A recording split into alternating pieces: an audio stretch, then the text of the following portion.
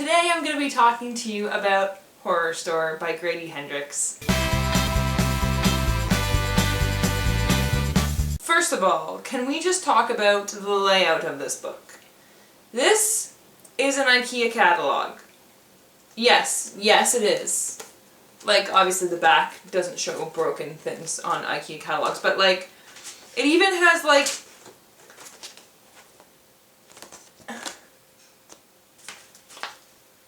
IKEA. This was the main reason I wanted this book. Also, I thought it was about zombies. It was not about zombies. Horrorstor is about a girl who works at a store called Orsk, which is like an imitation IKEA store or a knockoff IKEA store. So IKEA exists in this story. It is a real thing. I thought that this story was supposed to take place at IKEA. They just weren't calling it IKEA because of not wanting to get sued or something. But IKEA is a thing. It's real. Orsk just happens to be a cheaper, less good version of IKEA, but it's basically the same. So it is about a girl who works at Orsk.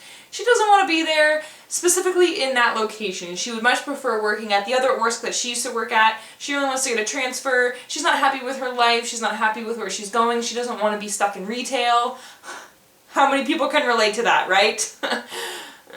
Meanwhile, there's been some weird stuff happening overnight. When they come in the morning to open the store, they find that there's been vandalism. There's like poo on one of the couches one morning.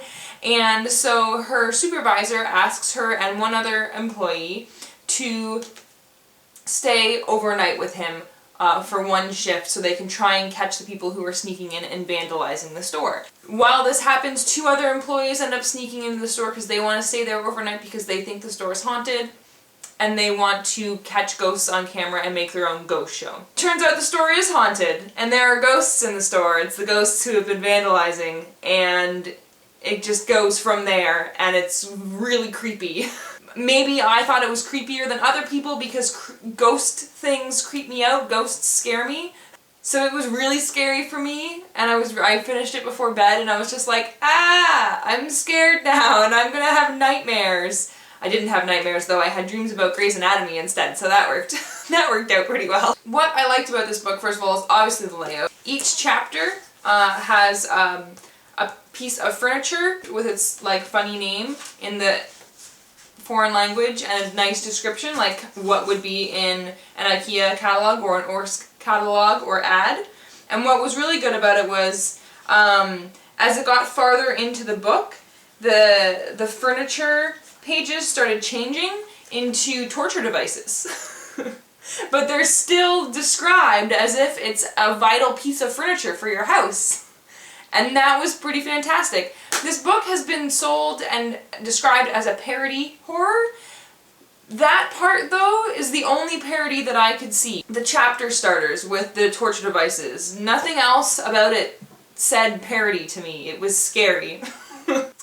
I didn't really dislike anything about the story. I didn't dislike that it was scary. I just was scared after, and I wasn't expecting it to be that scary. But that wasn't a bad thing about the book. Not at all. Especially if it was supposed to be scary. Mission accomplished. I just wasn't absolutely in love with it. I didn't connect with the characters too much. I mean, I kind of related in the fact that, I work in retail, and I don't want to work in retail for the rest of my life. No one at Staples watched this video. And I was definitely rooting for the characters, and it was edge of your seat, or I was on the edge of my seat reading it because I wanted them to escape and defeat the ghosts. The ending was really weirdly abrupt, though. It was very strange, did not feel like an ending to me whatsoever, but then there was an epilogue, which to me I felt like could have just been another chapter.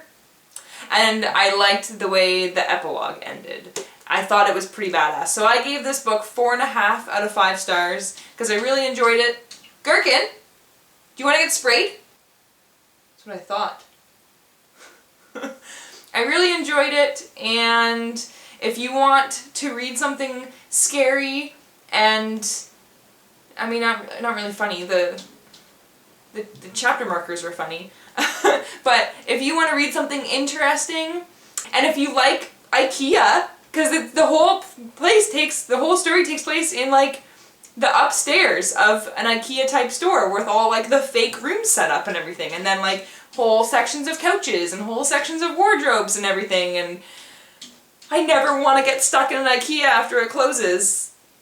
I'll just say that.